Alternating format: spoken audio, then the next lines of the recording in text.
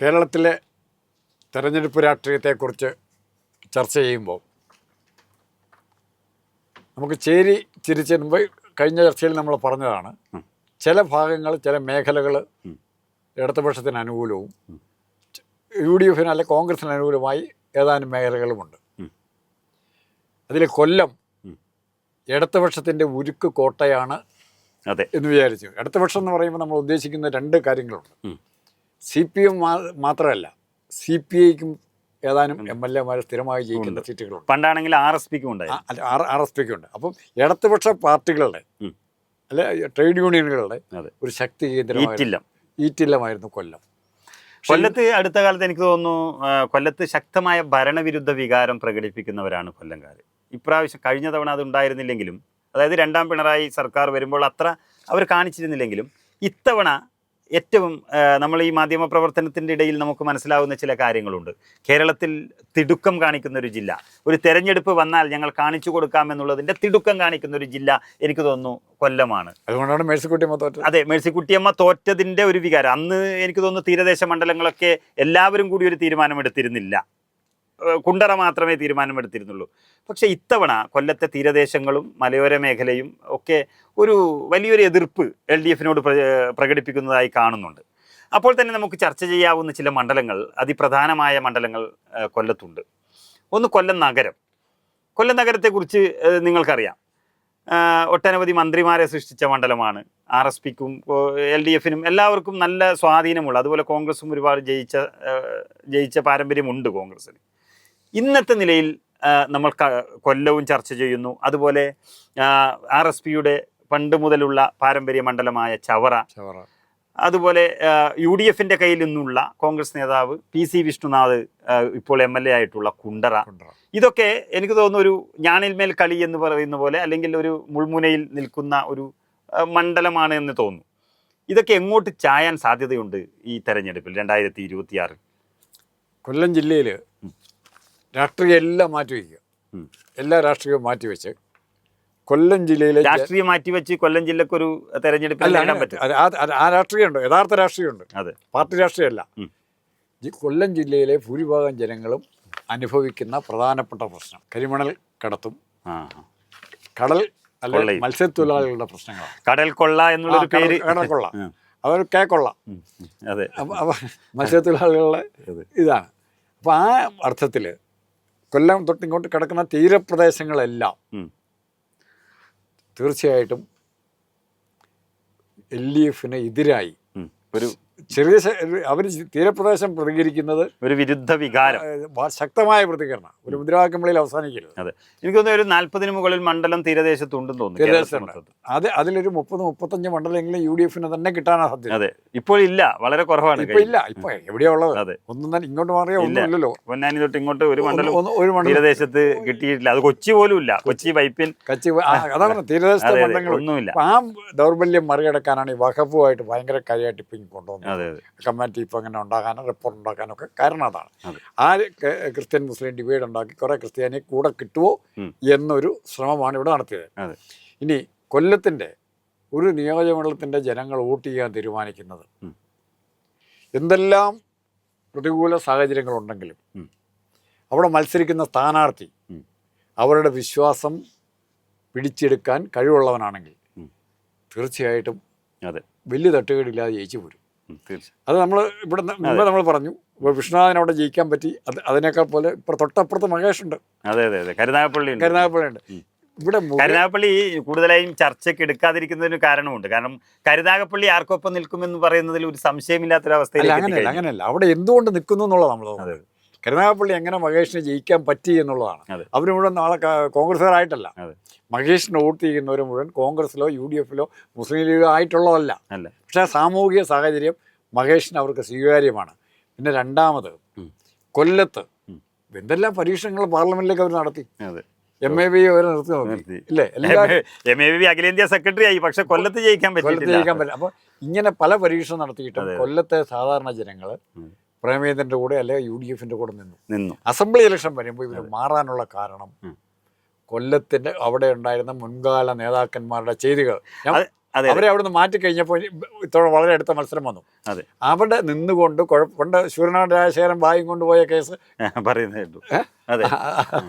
അപ്പൊ ഈ ഞാൻ പറയുന്നത് ഈ കൊല്ലം നഗരമണ്ഡലത്തെ കുറിച്ച് എടുക്കുകയാണെങ്കിൽ നമുക്ക് കഴിഞ്ഞ മുകേഷ് സർവകലാ വല്ലഭൻ എന്നൊക്കെ വിശേഷിപ്പിക്കാൻ പറ്റുന്ന കേരളത്തിലെ ഏറ്റവും പ്രധാനപ്പെട്ട MLA എം മുകേഷ്.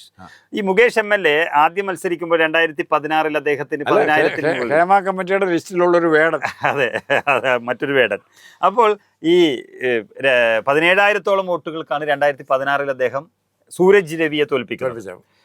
ആ 17,000 അദ്ദേഹം നേരെ 2021 എത്തുമ്പോൾ വീണ്ടും നല്ല ശക്തമായ പിണറായി പിന്തുണ ലഭിക്കുമ്പോഴും അദ്ദേഹത്തിന് വെറും 2,000 ഭൂരിപക്ഷം മാത്രമേ ഉണ്ടായിരുന്നുള്ളൂ. വെറും 2,000 ബിന്ദു കൃഷ്ണയോടും ഒരാഞ്ഞു പിടിച്ചിരുന്നെങ്കിൽ ബിന്ദു കൃഷ്ണ ജയിക്കുമായിരുന്നു. അങ്ങനെ ഉള്ള ഒരു മണ്ഡലത്തിൽ ബിന്ദു കൃഷ്ണ തന്നെ ആയിരിക്കാം സ്ഥാനാർത്ഥി, അത് UDF തീരുമാനിക്കട്ടെ. എങ്കിലും ബിന്ദു കൃഷ്ണയെ പോലുള്ള ഒരു സ്ഥാനാർത്ഥിയും അതുപോലെ പ്രകടനം നടത്താൻ കഴിയുന്ന ഒരു സ്ഥാനാർത്ഥിയുമാണെങ്കിൽ മുകേഷ് ആയിരിക്കില്ല സ്ഥാനാർത്ഥി, എങ്കിലും LDFന് അടിതെറ്റാൻ സാധ്യതയുള്ള ഒരു മണ്ഡലമാണ്. LDFന് മുകേഷ് നമ്മൾ പറയുമ്പോൾ കോൺഗ്രസിന് സ്ഥാനാർത്ഥികളുടെ ക്ഷാമമില്ല. മുമ്പേ നമ്മൾ പറഞ്ഞ ഇവിടുത്തെ കാര്യം പറയുന്ന പോലെ കോൺഗ്രസിന് ഇഷ്ടം പോലെ സ്ഥാനാർത്ഥികളുണ്ട്. ആരെ വേണം എന്നുള്ള ചോയ്സാണ്. മറിച്ച് മറ്റേത് 26-30 വയസ്സുകാരും ഒരു ചെറുക്കനും ഇഷ്ടപ്പെടാതിരുന്നൊരു പെണ്ണ് ചോയ്സ് ഇല്ല, വരുന്നവനെ കെട്ടുക എന്നുള്ളതേ ഉള്ളൂ. അല്ലെ, ഇത് കോൺഗ്രസിന് ഇഷ്ടം പോലെ ചോയ്സ്. ആരെ എത്രയോ ഇപ്പം കൊല്ലത്തൊക്കെ എത്ര പേര് വേണമുണ്ട്, കോളേജ് രംഗത്തുണ്ട്. അവിടെ ഞാൻ മുമ്പേ പറഞ്ഞൊരു ഇത് ഇതായിട്ട് കിടക്കുന്നു, ഒരു 10, 12 അല്ലെ 15 സീറ്റ് വരെയെങ്കിലും സ്ത്രീകൾ ചിലപ്പോൾ കോൺഗ്രസ്. കൊല്ലം നിയമസഭാ മണ്ഡലത്തിൽ ഒരു സ്ഥാനാർത്ഥി, ഏത് മണ്ഡലമായാലും നമ്മൾ ഒന്ന് മനസ്സിലാക്കേണ്ടത്, കുറേ കാര്യങ്ങളൊക്കെ സ്ഥാനാർത്ഥിയെ നോക്കി തന്നെ ചെയ്യാറുണ്ട് വോട്ടുകൾ. പക്ഷേ ഒരു ചോദ്യം അവിടെ നിലനിൽക്കും ആ മണ്ഡലത്തിൽ, എല്ലാ മണ്ഡലത്തിലും. അതായത് കഴിഞ്ഞ MLA എന്ത് ചെയ്തു, കഴിഞ്ഞ MLA എങ്ങനെയായിരുന്നു, ഇത് വിലയിരുത്താതെ ഒരു തെരഞ്ഞെടുപ്പും കടന്നു പോകില്ല. അങ്ങനെയാണെങ്കിൽ ഏറ്റവും വലിയ തിരിച്ചടി മുകേഷ് എന്ന ഒരു MLA 10 വർഷം കൊണ്ട് ചുമന്നു നടന്നു എന്നുള്ളതിന്റെ പേരിൽ വലിയൊരു വോട്ട് വ്യത്യാസം അവിടെ വരാൻ. ഒറ്റ കാര്യം മാത്രം മതി. അതിന് മുകേഷ് മാറിയാലും മാറിയില്ലെങ്കിലും ഇങ്ങനെ നാളെ ഇങ്ങനെ ആകുകയായിരുന്നു, നാളെ പകരം കൊണ്ടുവരാൻ. ഇത് നിങ്ങളോ ഞാനോ അല്ലെങ്കിൽ UDFോ BJPയോ അല്ല പറയുന്നത്, അവരുടെ സംസ്ഥാന സമ്മേളനം കൊല്ലം നഗരത്തിൽ നടക്കുന്നു.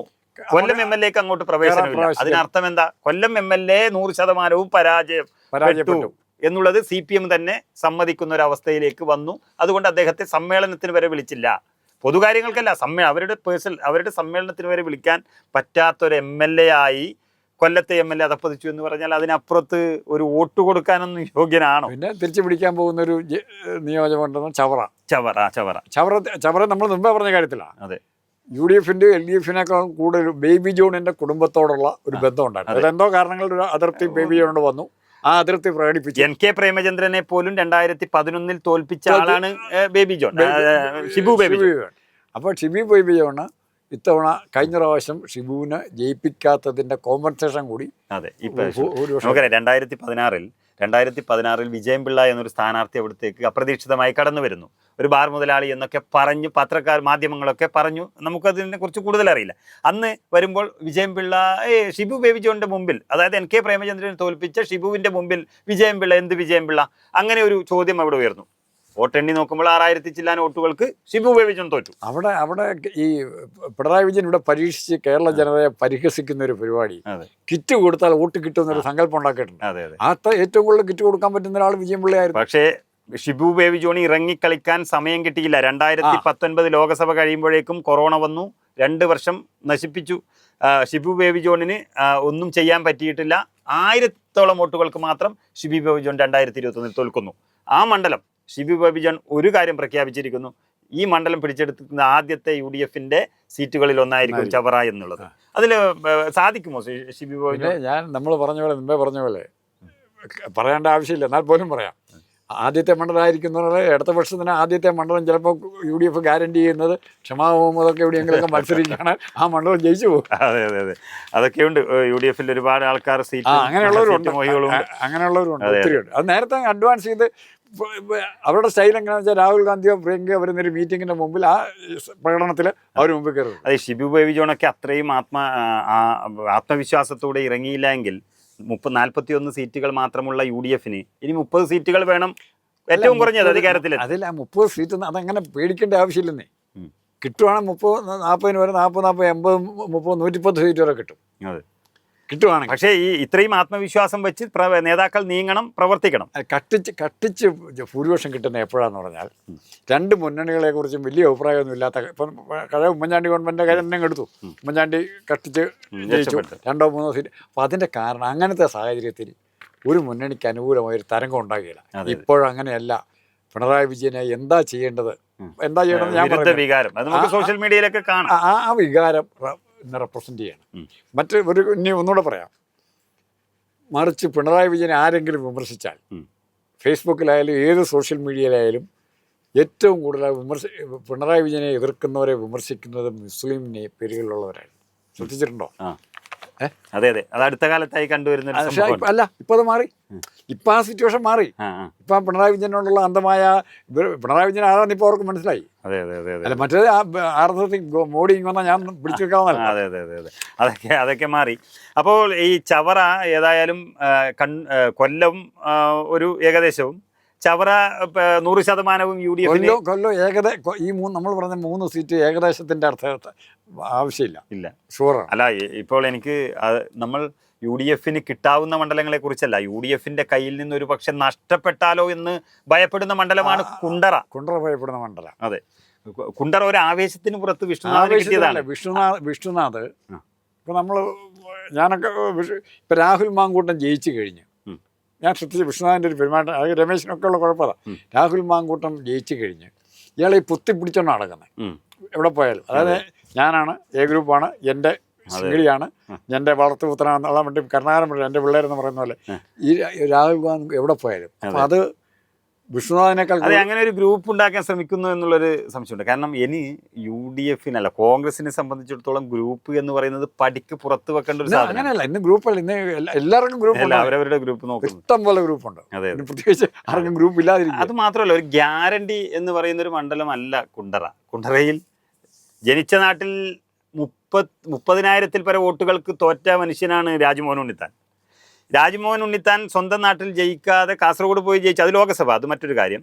ഈ അങ്ങനെയുള്ളൊരു മണ്ഡലത്തിൽ വിഷ്ണുനാഥ് 4,000-ൽ പരം വോട്ടുകൾക്ക് ഈ 30,000 മറികടന്ന് 4,000 വോട്ടുകൾ ജയിക്കുകയാണ്. മറികടന്ന് ജയിച്ചെന്ന് മാത്രമല്ല, ചുറ്റുവട്ടം മുഴുവൻ LDF തരംഗമായിരിക്കുന്ന സമയത്ത് അതാണ് അത്ഭുതം. അല്പം ആ കാൻഡിഡേറ്റിനോട് എന്തുമാത്രം വിരോധം. അതാണ് നമ്മളെ മേഴ്സിക്കുട്ടി അമ്മയുടെ ആ നാട്ടിൽ ഞങ്ങളെ വിറ്റ് കാശാക്കി ഞങ്ങളുടെ തന്നെ അവരുടെ സംസാരത്തിൽ ധാർഷ്ട്യം ഉണ്ടായിരുന്നു. അപ്പൊ എനിക്ക് കുണ്ടറ നഷ്ടപ്പെടില്ല. അതിനു മുമ്പ് MA ബേബി ജയിച്ച മണ്ഡലം നിങ്ങൾക്ക് തന്നെ അറിയാം. അങ്ങനെയുള്ളത്. അപ്പൊ ഞങ്ങളുടെ ഒരു സഹോദരി അല്ലെങ്കിൽ ഞങ്ങളുടെ ഒരു പുത്രി ഞങ്ങളെ വഞ്ചിച്ചു എന്നുള്ളത് പൊതുവെ ആ നാട്ടിൽ ഒരു സംസാരം ഉണ്ടായി. ആ ഒരു തരംഗത്തിൽ വിഷ്ണുനാഥ് ജയിച്ചു വന്നു. അവരുടെ ഭർത്താവുമായി ബന്ധപ്പെട്ട കള്ളക്കടത്ത് കേസ്. അതെ, അങ്ങനെയൊക്കെ. അതെ, ഒരു കൂട്ടുകച്ചവടമായിരുന്നു മൊത്തത്തിൽ. അപ്പം അങ്ങനെയുള്ളൊരു മണ്ഡലത്തിൽ വിഷ്ണുനാഥിനെ ജയിപ്പിച്ചു ഒരു പ്രത്യേക സാഹചര്യത്തിൽ. ആ വിശ്വാസം വിഷ്ണുനാഥിന് നിലനിർത്താൻ പറ്റിയിട്ടുണ്ടോ എന്നുള്ളൊരു പ്രധാന ഘടകമാണ്. അല്ല, വിഷ്ണുനാഥ് ഇപ്പോൾ ഒത്തിരി വ്യത്യാസം വന്നു എന്നാണ് പറയുന്നത്. അതെ, വിഷ്ണുനാഥിൻ്റെ പെരുമാറ്റത്തിലും മറ്റുള്ളവരോട് ബന്ധപ്പെടുന്ന കാര്യത്തിലും ഒത്തിരി വ്യത്യാസം വന്നിട്ടുണ്ട്. അതെ, പക്ഷേ ഈ ഞാനാണ് എല്ലാം എന്നുള്ള തോന്നലിലേക്ക് വന്നാൽ മേഴ്സിക്കുട്ടിയമ്മയ്ക്ക് പറ്റിയതിനേക്കാൾ പാളിച്ചായിരിക്കും വിഷ്ണുനാഥിന് പറ്റാം. അതെ, ഇപ്പോൾ തൊട്ടടുത്ത മണ്ഡലങ്ങളാണ് കരുനാഗപ്പള്ളിയും കുണ്ടറയും. കരുനാഗപ്പള്ളിയിൽ ഇതിനേക്കാളും വലിയ ഭൂരിപക്ഷത്തിൽ LDF ജയിച്ചുകൊണ്ട് ഉണ്ടായ സ്ഥലത്ത് തിരിച്ചു പിടിച്ച് വീണ്ടും അത് കൺസോളിഡേറ്റ് CR മഹേഷ് അവിടെ ഒരു നിലനിൽപ്പ് ഒരു ഉറപ്പിച്ചു. രണ്ട് ഉദാഹരണം പറഞ്ഞാൽ കോഴിക്കോട് പാർലമെന്റ് രാഘവനും അതെ ഇവിടെ CR മഹേഷും അവർ ഇരുത്തം വന്ന MLA ആയി മാറി. അതുപോലെ വിഷ്ണുനാഥിന് കഴിഞ്ഞിട്ടുണ്ടോ എന്നുള്ളതാണ് കോൺഗ്രസ് പരിശോധിക്കേണ്ടത്. കോൺഗ്രസ് മാത്രമല്ല, അത് വിഷ്ണുനാഥും പരിശോധിക്കേണ്ടത്. 1 വർഷം മാത്രമേ സമയമുള്ളൂ. അതിൽ തിരിച്ചു വരാൻ അല്ലെങ്കിൽ ശക്തമായി കുണ്ടറ ഞാൻ നിലനിർത്തുമെന്ന് പറയാൻ വിഷ്ണുനാഥിനാകുന്നുണ്ടോ എന്നുള്ളത് ഏറ്റവും പ്രധാനം. അല്ലല്ല, അത് ഇലക്ഷൻ അടുക്കുന്തോറും അതിൻ്റെ കൃത്യമായിട്ട് വരും. അതെ, വിഷ്ണുനാഥിനെ പറ്റിയുള്ള പരാതികൾ പറഞ്ഞാൽ നമ്മൾ കേട്ട് കഴിഞ്ഞാൽ കോൺഗ്രസിൻ്റെ ഏറ്റവും സേഫ് ഡിസ്ട്രിക്റ്റ് ആയിരുന്നു പത്തനംതിട്ട.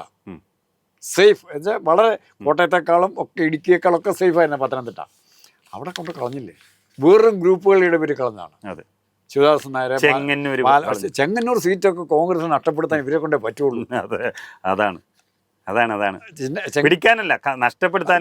ഒന്നും നോക്കണ്ട, ആന്റോണിയുടെ ഭൂരിപക്ഷം ഈ പാർലമെന്റ് ഉണ്ടെങ്കിൽ ഏറ്റവും 1 ലക്ഷത്തിന് ജയിക്കേണ്ട ഭൂരിപക്ഷം 10,000-12,000-ലേക്ക് വരിക തന്നെ. അതാ പഠിക്കേണ്ടത്. അതെ അതെ ഭൂരിപക്ഷം ഏറ്റവും കൂടേണ്ട സമയത്ത് കുറയുകയാണ്. അതെ അതെ അയാളെ പിടിച്ച് KPC അതെ അതെ അതെ KPC പ്രസിഡന്റ് ആക്കാൻ ഒക്കെ നോക്കുന്നുണ്ട്. അപ്പോൾ ഞാൻ പറയുന്നത് ഗ്രൂപ്പിസത്തിനെ വളരെയധികം ശക്തമായി എതിർക്കുകയാണ് കോൺഗ്രസ്സുകാരും ബാക്കിയുള്ളവരും. അപ്പോൾ ഇനി വിഷ്ണുനാഥ് കുണ്ടറ നിലനിർത്തുമോ, മറ്റുള്ള 2 മണ്ഡലങ്ങൾ UDF കോൺഗ്രസ് പിടിച്ചെടുക്കുമോ എന്നുള്ളത് വളരെ പ്രധാനപ്പെട്ട ഒരു ഘടകമാണ്. ഏതായാലും കൊല്ലം ജില്ല എനിക്ക് തോന്നുന്നു പണ്ടുള്ളതിനേക്കാൾ വളരെ ശക്തമായിട്ട് UDFിനൊപ്പം. കൊല്ലം ജില്ലയിൽ ഒരു സീറ്റ് CPIക്ക് നഷ്ടപ്പെടുക എന്ന് പറഞ്ഞാൽ 2 സീറ്റ് നഷ്ടപ്പെടും. കാരണം ഇപ്പുറത്ത് കിട്ടുമ്പോൾ 2 സീറ്റിന്റെ എഫക്റ്റ് അവിടെ ഉണ്ടാകും. അതെ അതെ അതെ കൊല്ലം ജില്ല പോയാൽ CPM ആയി കൈവിട്ടു. അതെ, മൊത്തം കൈവിട്ടു. അതാണ് ബംഗാളിലെ CPM. ആ രീതിയിലേക്ക് ബംഗാളിലെ CPM ആകാനുള്ള ഏറ്റവും അവസാനത്തെ ചവിട്ടുപടി കൊല്ലമാണ്. വളരെയധികം കമ്മ്യൂണിസ്റ്റ് പ്രസ്ഥാനത്തെ സ്നേഹിക്കുന്ന ഒരു നാടാണ് കൊല്ലം. ആ നാട്ടിൽ തന്നെ കമ്മ്യൂണിസ്റ്റ് പാർട്ടിയെ കൈവിട്ടാൽ, അതായത് CPMന്റെ അഖിലേന്ത്യാ സെക്രട്ടറിയുടെ ജില്ലയാണ് കൊല്ലം. അതുപോലെ ചവറ തുടങ്ങി CP രാമസ്വാമിയെ വെട്ടിയ കുമ്പളത്ത് ശങ്കുപിള്ള ആ ഗ്രൂപ്പിന്റെ താവളമാണത്. അതെ, SCS മണിയുടെ RSP. അതെ. അപ്പം അങ്ങനെയുള്ള അതിശക്തമായ ഇടതുപക്ഷ ചായ്വുള്ള ഒരു ജില്ല UDFന് വേണ്ടി കാത്തു നിൽക്കുന്നു, അല്ലെങ്കിൽ LDFന് പകരം വീട്ടാൻ കാത്തു നിൽക്കുന്നു എന്ന് പറഞ്ഞാൽ വലിയൊരു ഭരണമാറ്റം അടക്കമുള്ളത് കേരളത്തിൽ പ്രതീക്ഷിക്കാം എന്നുള്ളതിൻ്റെ സൂചന തന്നെയാണ് ലഭിക്കുന്നത്. തീർച്ചയായിട്ടും അങ്ങനെ തന്നെ വരട്ടെ. അതെ.